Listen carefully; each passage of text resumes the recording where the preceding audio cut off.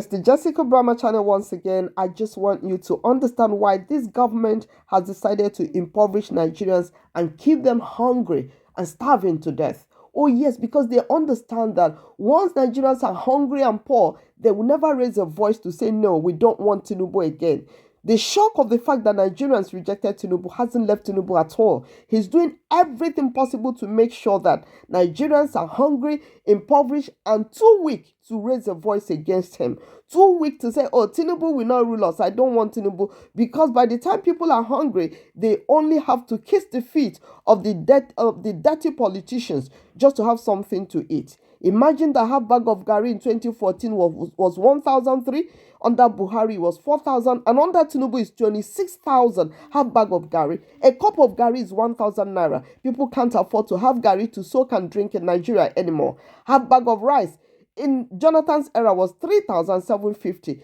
In Buhari's era, it was 22,000. Now, Tinubu's era, it is 42,000 naira. So you see the reality of the fact that Nigerians are really hungry and starving to death.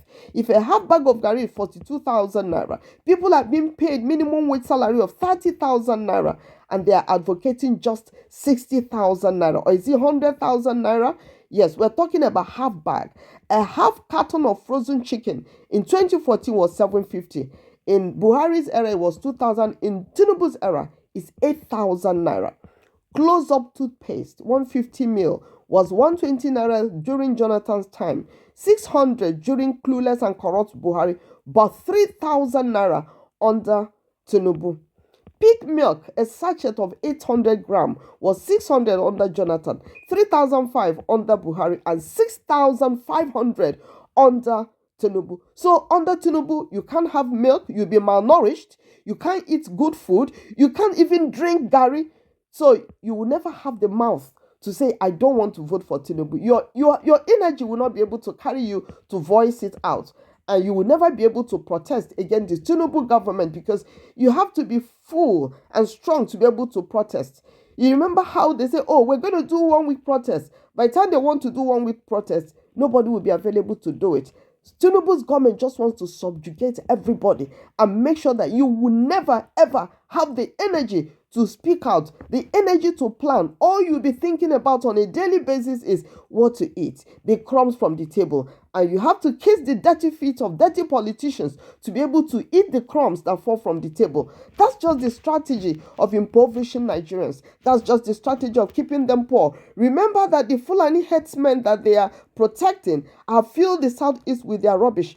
They have mainstream gang raping of young women and young girls. They've taken over farms with their cows. They are the only ones with money because anytime they are broke, they kidnap chiefs. They kidnap people that they know they'll be able to get millions from. They kidnapped a prelate, remember, and they got 100 million naira. So that's what this APC government, Buhari engineered and Tinubu favored APC government is doing to Nigeria and to Nigerians. They want to remain in power forever. Oh yeah, Tinubu wants to remain there the next 8 years and beyond.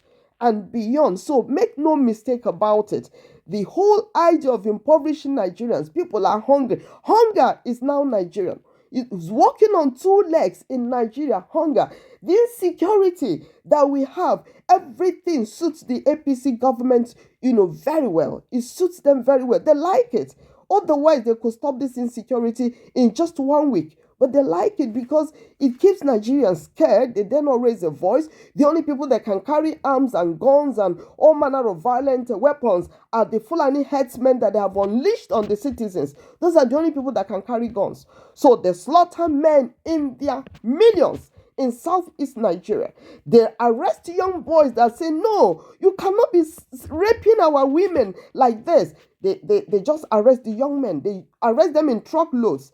And then you heard the story of the 13-year-old that the Fulani headsmen gang raped in Enugu the other day. A man saw them and said, no, you don't do this to this little girl. They just shot the guy and he died. They did a similar thing when they raped another lady in Enugu, a village, a suburb of Enugu.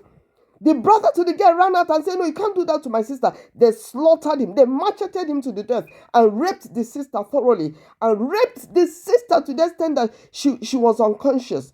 and the government of Enugu State, sometimes I feel there is no governor in Enugu State. The governor must be dead because he's not interested in protecting the citizens. Amoteku is doing a lot for southwest people.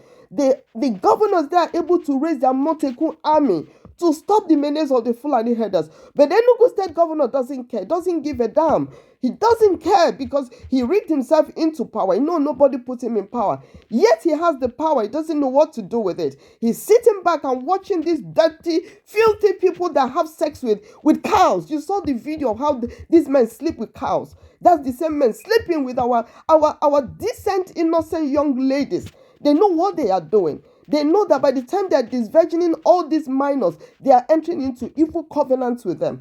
Because sexual intimacy is a covenant relationship. They're initiating these girls into the demons that are troubling them, the demons they are serving. These people are soulless. These people shouldn't be allowed to live near human beings. Yet the governors are keeping quiet.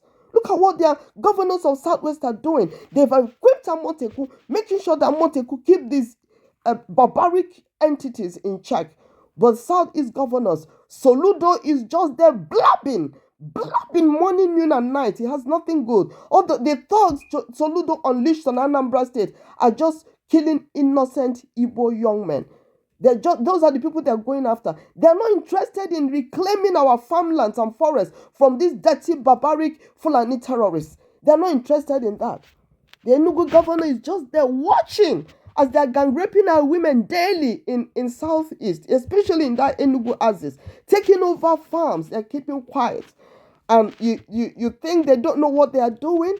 It suits them well to the ground. They feel that by the time the people are subjugated by these Fulani headsmen, that nobody will be able to question them. Nobody will be able to vote them out of power because they know the people are ready to vote them out of power. Look at the diagram before us today. A total amount of expenses in a month during Jonathan's era was 14,450. During Buhari's era, 67,400. Now during Tinubu's era, the expenses are 211,750. That's what a man needs to spend to be able to keep his family. But the same man is being paid 62,000 naira at an exchange rate of 1,481 to a dollar. That gives the total income, minimum wage for an average Nigerian as $41 in a month. $41 that you can just enter a shop in a day and finish. That's what they are paying them in Nigeria, and they expect them to survive. During Jonathan's era, it was a minimum wage of 112,050, the equivalent of what was being paid, $112 to 50 cents. Yes, that's when you consider the exchange rate of 160 to a dollar at that time, and a minimum wage of 18,000 naira. The average amount a Nigerian was being paid during Buhari's era in terms of dollars was $66 a month. So it went from $112 during Jonathan era to $66 a month during wicked Buhari's era. And now Tinubu's era is $41 a month. And he's busy telling people to endure. How can you tell people to endure when you're looting the treasury of the nation? You want presidential jets. Oh yes, for you and for your VP. You people spend billions for Hajj pilgrimage. People want to go on pilgrimage to Saudi Arabia. 90 billion for them. 15 billion for one man's mansion in the name of VP's residence. Oh yes, within 3 months, Tinubu and the VP have spent 8.64 billion on travels alone. 8.64 billion on travels. Nigerians cannot afford a cup of gari in a day. A cup of gari, they cannot afford it. But these people are wasting the money, the resources of the nation. To them, the most important thing Nigerians need now is not tackling insecurity. It's not making sure people are able to go to farms, to farm and eat. No, they like the fact that people are starving and they cannot go to their farms because Fulani terrorists with their cows have taken over the farms and the forests. They only want to change the national anthem from the new one to the old, taking Nigerians backwards. That's the backward agenda of this government. What they have done with the national anthem is quite symbolic. They are saying that we're taking you people backwards to the primitive era. You will not have light, no water. Nigerians are dying of cholera in this digital age, cholera because of no clean water. And these leaders are just pocketing the money. They want Nigerians to die of diseases, to die of hunger, to be too weak to raise a voice and say, no, you cannot continue ruling us. So they are impoverishing Nigerians for just one reason, to perpetuate themselves in power, and Nigerians will not have the strength, the energy to utter a word to say, no, we don't want you. They cannot protest. Only strong men and women are able to protest. They cannot protest because they are too weak to protest. They cannot think of how society can be better, what the leaders can do to make the society better, because all they'll be thinking about every day is where the next crumb will fall from, which table the next crumb will fall from, so that they'll be able to eat. Nigerians are being ruled an evil government, an evil people, a president that will have up to 60 cars in his convoy. With the price of fuel and diesel in the country at the moment, increased the electricity tariff, devalued the naira, say it was floating it, devalued the naira, that people have become penniless in Nigeria, and he just doesn't give a damn. Tinubu and his cohorts, they don't give a damn about what is going on. They are busy advancing the need for him to have presidential jets. Look at the government of Argentina. They just came into power. The president just came into power in December. The first thing he did, he abandoned presidential jets. He said, no, we can travel with first class and go to where we're going and come back. Or at the most, they can charter a jet and go to where they're going and come back. Maintaining presidential jet is so expensive. Buying it is so expensive. Just for one man to be able to travel, the president of Argentina cut it off. He also slashed public spending by 50%. Look at public spending in Tinubu's era. The chairman of the Federal Inland Revenue Service, the man who is in charge of the revenue service of the country, just spent 3.5 billion naira on bulletproof SUV cars. 3.5 billion naira. And then he decided he needed to go to London for whatever reason. He went with 15 people, 15 to London. So they'll buy tickets, accommodation, and everything for them. And they're telling you, people, Nigerians, oh, just be patient, just be patient. You better understand that these people want you dead. They want you to remain helpless and impoverished. You will not be able to utter a word. They want to perpetuate themselves in power. But the only good news is nobody lives forever. Nobody lives forever. They are not going to live forever, even if they want to remain in power for as long as they want, when nobody will be able to utter a voice.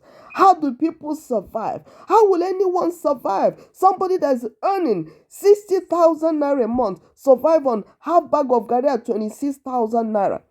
Where will the rent come from? House rent come from? Where will electricity bill come from?